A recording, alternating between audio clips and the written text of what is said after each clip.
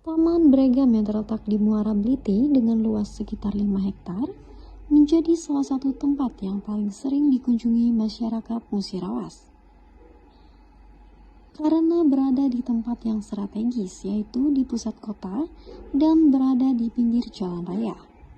Taman Bregam ini mempunyai berbagai fasilitas yang dapat dinikmati, yaitu taman bunga dengan berbagai jenis tanaman hias, tempat duduk dan santai dengan wifi gratis, warung makan dan minuman, sewa mobil-mobilan, serta area wahana bermain anak-anak.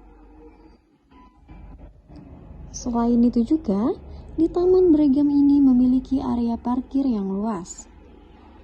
Untuk wahana permainan anak-anak sendiri, tidak dipungut biaya.